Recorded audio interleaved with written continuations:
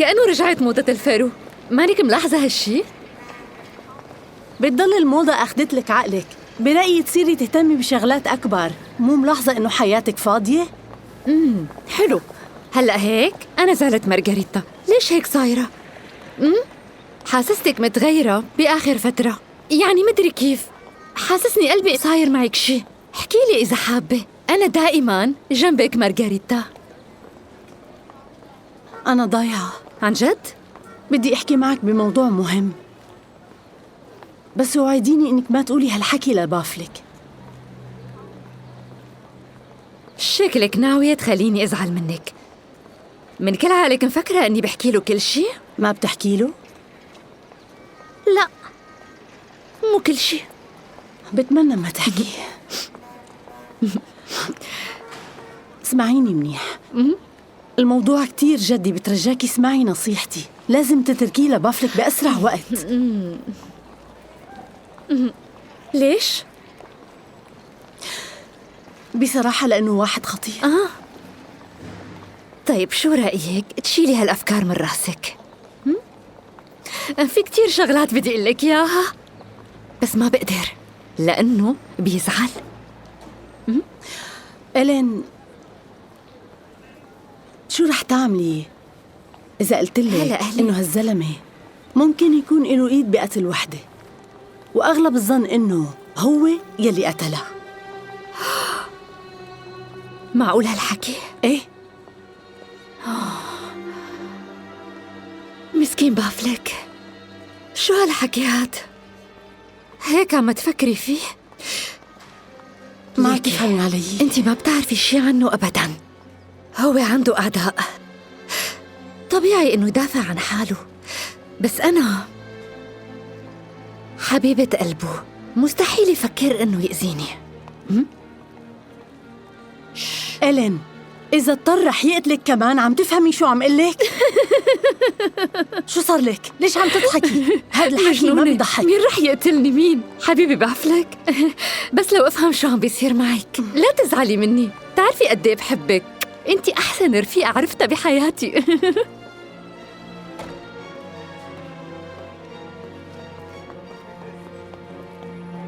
عفواً، لحظة بس، دقيقة.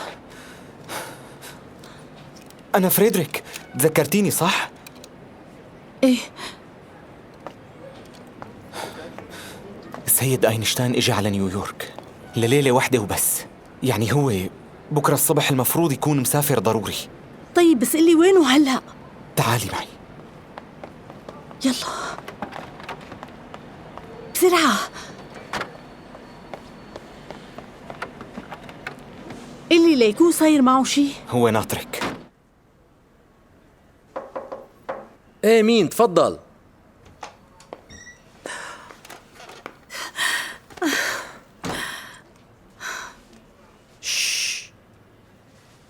شو صاير؟ ما بدك احكي؟ لا ممنوع، خليني ساعدك. اعطيني هاد، يلا فوتي ولا تطلعي صوت. شكرا. طيب لشو كل هالسرية؟ شو ناطرة؟ يلا عادي. حاسة كأنه قاعدين باجتماع. ايه صح، وانا هيك حاسس بس مبسوط. وطي صوتك. ماشي. انا فهمان صح؟ انه نحن منحب بعض؟ إنه بظن هيك. بتظني ولا ايه؟ إيه. ممتاز. طيب اسمعيني، أنا ومرتي ما بيربطنا شي وما في عنا أولاد، والنسوان التانيات ما بيهموكي أبداً صح؟ ما بيهموني. تمام.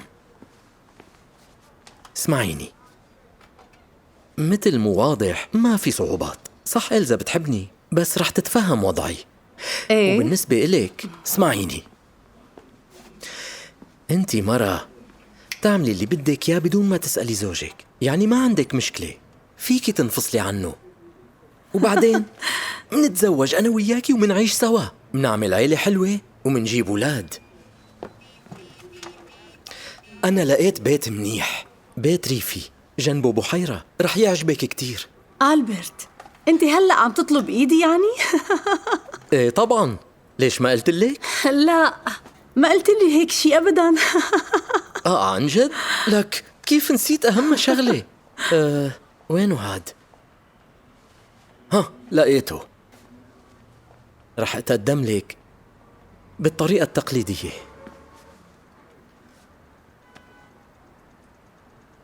تقبلي تتزوجيني؟ أنا لسه ما طلقت. تتطلقي بعدين. رح تتطلقي، بس هلأ في شيء أهم. شو، موافقة تتزوجيني؟ عم اسمع، جاوبيني.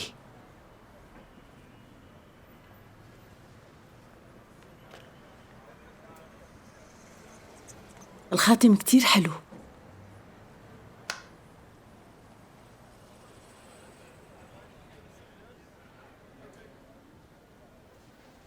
أنا آسف، بعتذر منك. أنا ما بعرف بشو كنت عم فكر لما خطر لي أعمل هيك حركة غبية. بالنهاية الأمور ما بتمشي بهاي الطريقة. حطيت أحلام كبيرة وبعرف في حواليك كتير مشاهير، بس أنا مين بيناتهم؟ بعتذر، ما كان لازم حطك بهالموقف. ألبرت، أنت ما غلطت معي أبداً، بس بصراحة أنا تفاجأت وما توقعتك تعمل هيك شي هلأ. تعرف الزواج هو خطوة كبيرة ونحن لازم نفكر منيح قبل ما نقرر. الشغلة مو سهلة، بدك تعطيني شوية وقت. مو مشكلة، خدي وقتك. مزبوط، الشغلة مانا سهلة ولازم نفكر منيح فيها. أنا آسف، بتمنى تسامحيني. أنا لازم روح، بالإذن منك. رح أطلع هلأ، بشوفك بعدين. بس أنا اللي عندك مو أنت اللي عندي.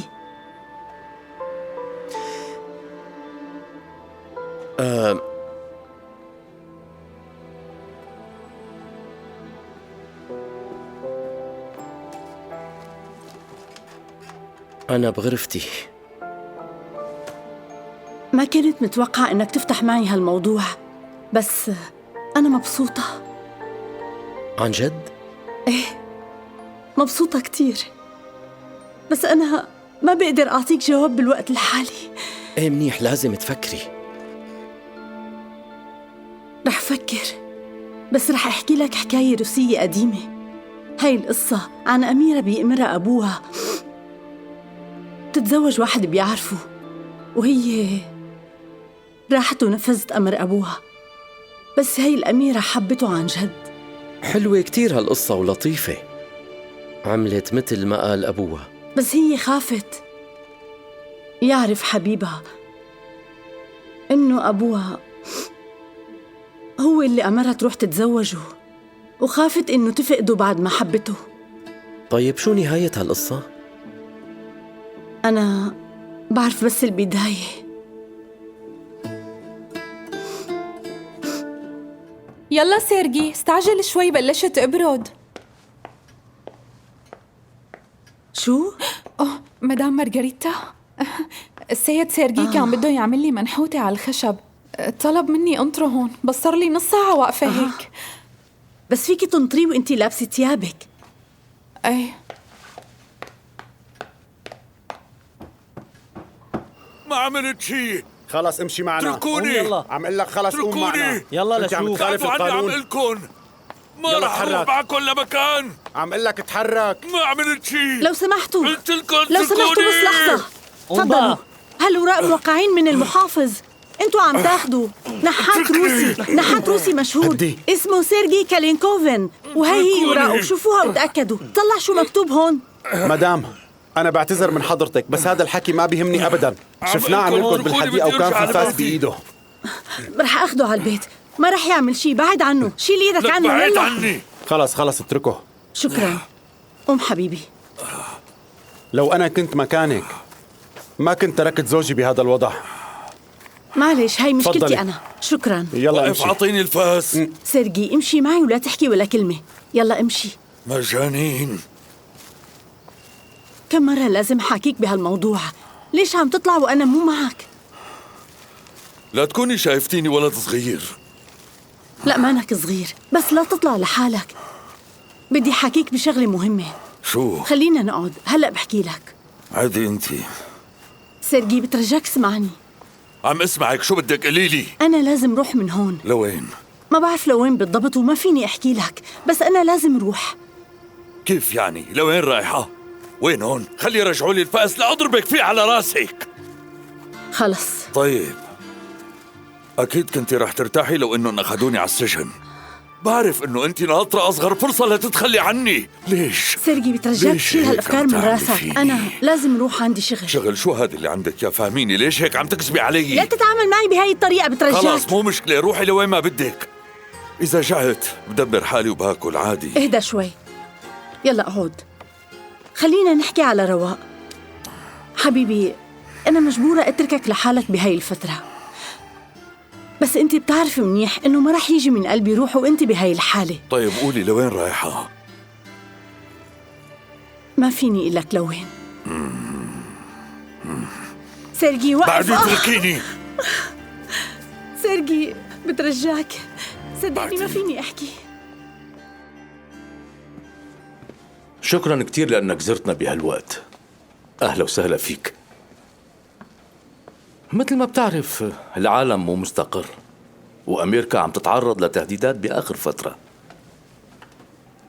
أكيد ما جبتني مشان هالموضوع. يعني شو الجديد؟ أمريكا دايما بتتعرض لتهديدات، والعالم كله تعود على هالشي. ما أنا أكتر شي بحبه فيك مزحاتك اللطيفة. هالمزحات طريقة للدفاع. ليش عم تدافع عن نفسك؟ أنت بحماية كاملة، ولحسن حظك مانك سياسي وما ضايقت حدا بشي أبدا.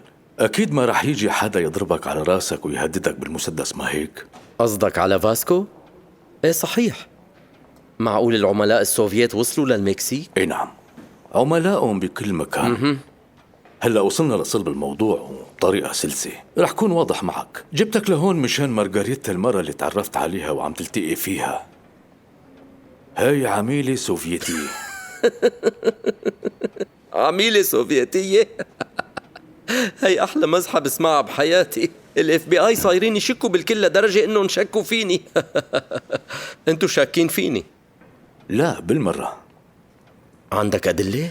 أكيد عندي كتير أدلة، بس ما فيني ورجيك شي منها أبدا. لكن ما ضل في شي نحكيه. يلا بالإذن. بما إنكم صرتوا بتعرفوا عن علاقتي بهالمرة، عندي نوايا جدية تجاهها. وطبعا انتوا خفتوا إنه دماغي يتسخر لخدمة بلد تاني، بس ما في داعي للخوف. هالشي ما رح يصير. دماغي مرتاح بهالبلد. أما بالنسبة لشو بعمل بحياتي فأنا حر بهالشي. غلطان كتير يا سيد أينشتاين. هلأ أنت مواطن أمريكي، وأول شي لازم تفكر في واجبك تجاه البلد اللي دعمك ووقف معك، وما فيك تخون هالبلد. أول شي لازم فكر فيه واجبي تجاه العلم والمعرفة. سؤال، أنت عن جد قررت تطلق مرتك وتتزوجها لهي مارغاريتا؟ مو أنا اللي بقرر، هي. أينشتاين عرض على مارغاريتا الزواج. طيب والعمل؟ عمل شو؟ هاد القرار ما نقلي. وأنا كمان ما فيني قرر. لازم نعرف إذا جماعتنا موافقين على هيك زواج، وإذا وافقوا على هالشي إنه يتم بنخاف من روحته إنه تعمل مشكلة. مشكلة شو؟ بلد مرته، هي بتقدر تقنعه، وهيك ما بتصير مشاكل. لا أنت غلطان بقفلك. إذا راح على بلدنا رح تصير مشاكل كبيرة، وهالشي واثق منه. بدنا نفكر بخطة تكون صحيحة. طيب شو الخطة هلأ؟ لهلا ما بعرف. يلا خلينا هلأ نروح المكتب، هنيك منفكر.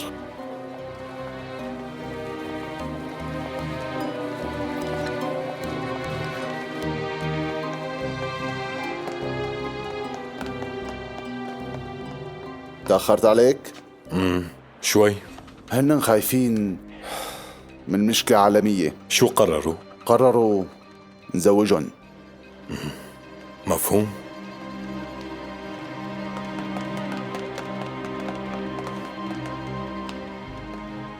شو؟ احكي. رح تقبلي بعرض الزواج من كل عقلك؟ ايه. ورح تساعدوني لأتطلق؟ ولحتى أعمل عرس مرتب؟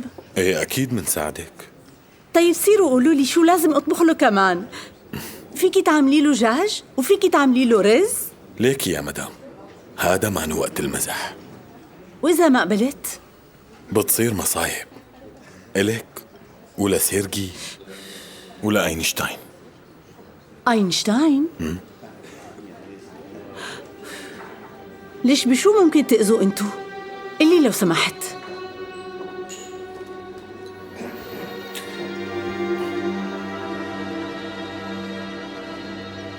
مو صار لازم نمشي بقى؟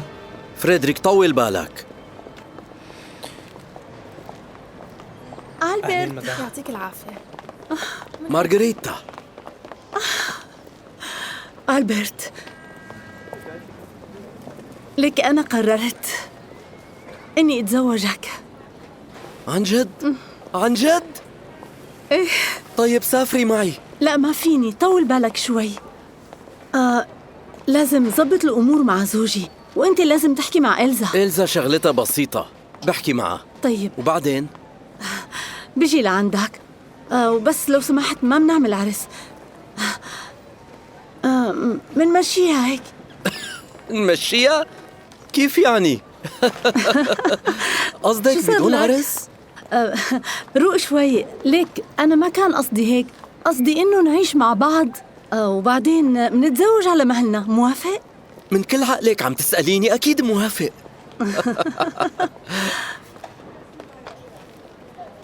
بدي أقول لك شغلة، خبر علاقتنا وصل للإدارة العليا. سيد أينشتاين، صار لازم نروح. يعطيك العافية. الله يعافيكي. فريدريك عود بالسيارة، هلأ بيجي. شو الإدارة العليا؟ بشرح لك بعدين. إمتى رح تجي؟ خلص بتصل فيك. شو؟ أكيد ما رح تتراجعي؟ معقول الشخص اللي اخترع النظرية النسبية عم يسأل هيك سؤال؟ لا ما رح اتراجع. يا روحي، ما بتهمني النظرية النسبية. بدي اخترع نظرية الحب ما يكون فيها غير أنا وإنتي.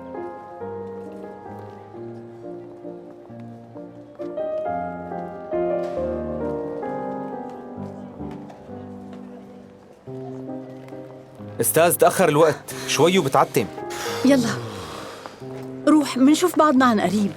دير بالك، اطلع بالسيارة. يلا اطلع، رح نلتقي عن قريب. دير بالك.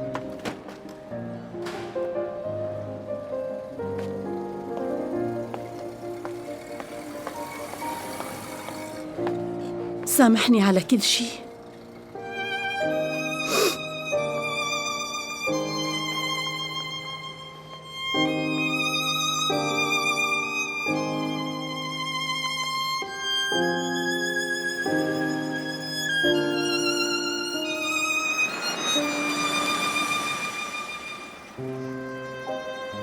وصلنا. يلا نازل. شكراً إلك. توصل بالسلامة.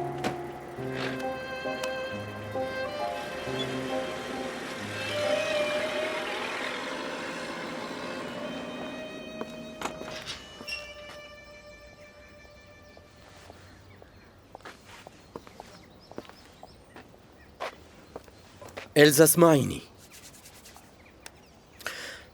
عشت معك أحلى أيامي، كنت بحبك ولساتني بحبك، مو هيك؟ إلزا اسمعيني، عشت معك أحلى أيامي، بس الحب بيكون موجود لما يكون من طرفين. بس الفكرة إنه لما واحد يبطل يحب وقتها بينتهي هذا الحب. لهيك إذا اتطلقنا هلأ رح كون سعيد. لا تفكري إنه هي أنانية، لا، هيك هي الحياة. مو حاسس حالي مرتاح معك. إلزا، ما في داعي أحكي أكتر. اللي بدي إياه إني أعيش لحالي. أنا اشتقت للوحدة، سامحيني.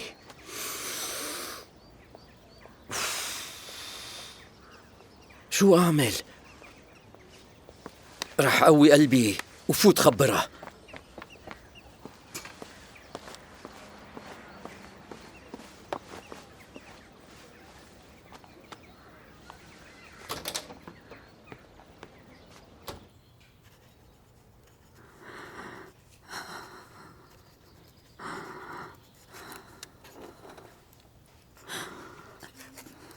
إلزا. مارغو خافت وطلبت لي الدكتور. ارتاحي بترجاكي. اجتها هيك نوبة من قبل؟ خير، شو صاير؟ شو في؟ مرة كانت بألمانيا والدكاترة قالوا إنه في مشكلة بالرئتين. مارغو؟ إيه بس بعدها تحسنت وهلأ انتكست. طيب لو سمحتي. حبيبتي سلامتك، أنا رح ضل جنبك. لا ترد عليها، ما فيني شي. لا مو بهالبساطة ماما، انتي لازم تتعالجي وما تضلي هيك. مارغو خلصنا، دكتور هاي بنتي بتخاف كتير، رح نتبع تعليماتك. حالتك خطيرة كتير، لازم تتعالجي وتقعدي بالمستشفى، ولازم تضلي تحت المراقبة. تروح على المشفى؟ ليش دكتور؟ لهالدرجة هي حالتها سيئة؟ فهمني. لا تاكل هم، رح ضل هون حبيبي، أنا معك.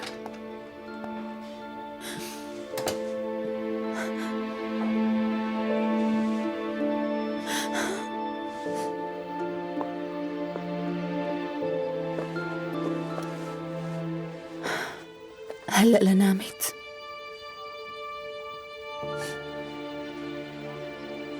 برأيك أنا السبب؟ المرض من زمان، بس هي أكيد شو؟ بسبب عمايلك المرض زاد عندها. بس يا مارغو أنا ما عملت شي. مفكرنا عميان؟ إلزا كانت حاسة؟ طبعا، ما في حدا ما حس عليك. شو هالمصيبة هي؟ لازم نقنعها إنه ما في شي. رح أقوي لها نفسيتها. بدي إلا إني معها ومو رايح لمكان. رح نرجع مثل ما كنا. بدي أرجع ركز على شغلي. بالنهاية أنا ما عندي شي أهم من العلم. مارغو، أنا بحبها لأمك. بدي إياها ترجع مثل ما كانت وتتعافى بسرعة.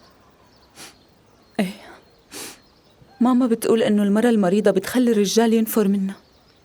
مو صح كلامها، مو صح.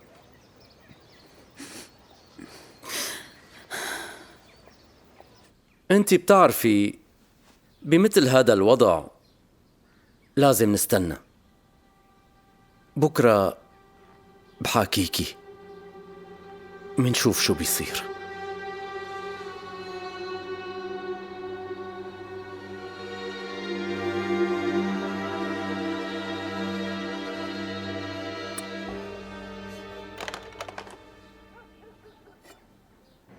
شو اللي تغير ما عم بفهم.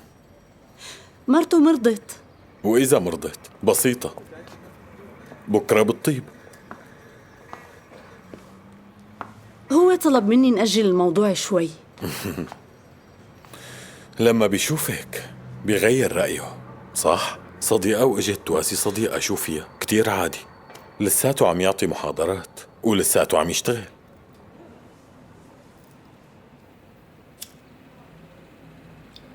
تعرف شو؟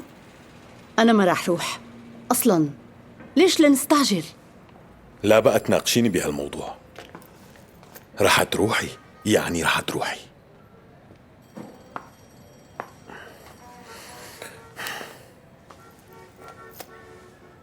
بدك الحقيقة؟ ما بدي يكون جزء من هاللعبة. قول هالحكي لمعلمينك، ما عاد بدي كفي. وإذا حاولتوا تقربوا على زوجي أو تعملوا أي شيء يأذيني أنا أو هو، وقتها رح أفضحكم بالصحافة العالمية. وقتها ما رح تخلصوا من المشاكل. وإذا كانت إدارتك اللي فوق حابة تعرف ليش ما بقى بدي كمل، رح قلن أنا وقفت لأنه زميلكم وقح وما عم يعرف يتعامل معي. وإذا أنا وقفت أنتوا رح تنضروا وكل مصالحكم رح تصير بخطر. وقتها رح يرجعوك على بلدك. رح تكون مبسوط إذا قلعوك؟ برافو، أنت طلعتي طالبة ممتازة. إيه منيح.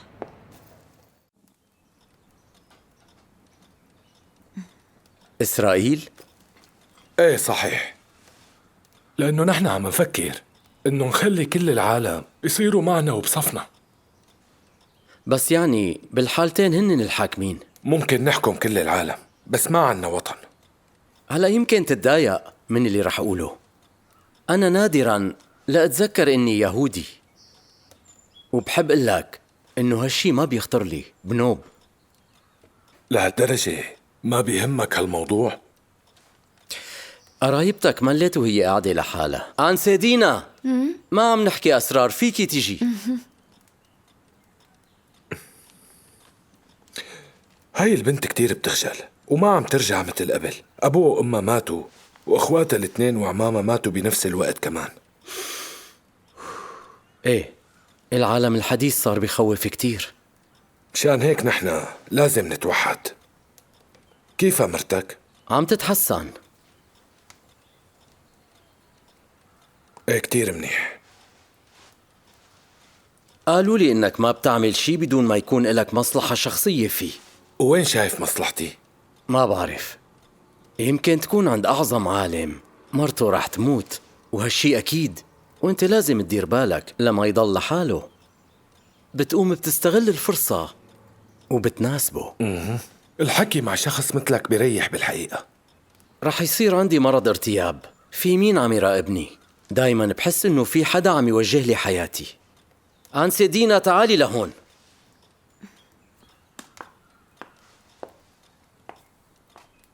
لا تزعلي، حابب إني أسألك سؤال صغير. إذا طلبت منك تصيري عشيقتي رح تقبلي؟ بقبل. ماشي، شكرا.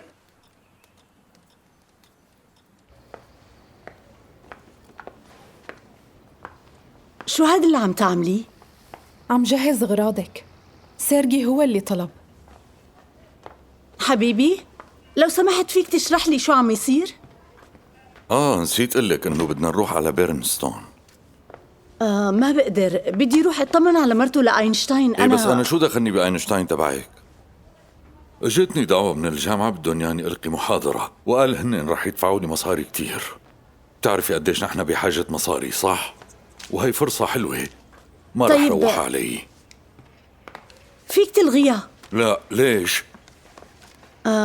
ضروري أنا أكون موجودة معك هنيك يعني؟ ايه طبعا، وضروري كتير لأني ما بوثق بالمترجمين الموجودين هنيك.